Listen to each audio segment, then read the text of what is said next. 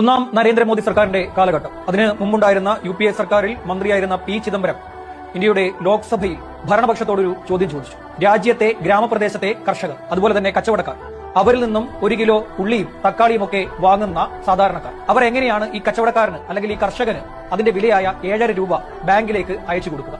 അതിന് ഇവർക്ക് bank account ഉണ്ടോ, ഇന്റർനെറ്റ് ഉണ്ടോ, വൈഫൈ ഉണ്ടോ? നിങ്ങൾ എന്ത് സ്വപ്നത്തെക്കുറിച്ചാണ് പറഞ്ഞുകൊണ്ടിരിക്കുന്നത്? മോദിയോടായിരുന്നു ചോദ്യം. ഇന്നൊന്ന് ആലോചിച്ച് നോക്കൂ.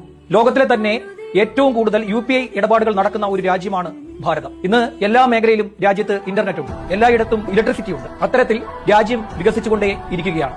ഇനി അന്നത്തെ P. ചിദംബരത്തിന്റെ ലോക്സഭയിലെ ചോദ്യം ഒന്ന് ആലോചിച്ചു നോക്കുക. എന്തു വലിയ മണ്ടത്തരമാണ് P. ചിദംബരം പറഞ്ഞത്. P. ചിദംബരത്തിന് മാത്രമായിരുന്നില്ല അന്ന് ഈ സംശയം ഉണ്ടായിരുന്നത്, മുഴുവൻ കോൺഗ്രസ് നേതാക്കൾക്കും ഉണ്ടായിരുന്നു.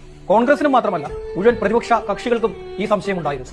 പക്ഷേ അതിനുള്ള ഉത്തരം ഇന്ന് രാജ്യം നൽകി കഴിഞ്ഞു നരേന്ദ്രമോദിയുടെ കീഴിൽ. മോദി ചിന്തിക്കുന്നത് നടപ്പാക്കും.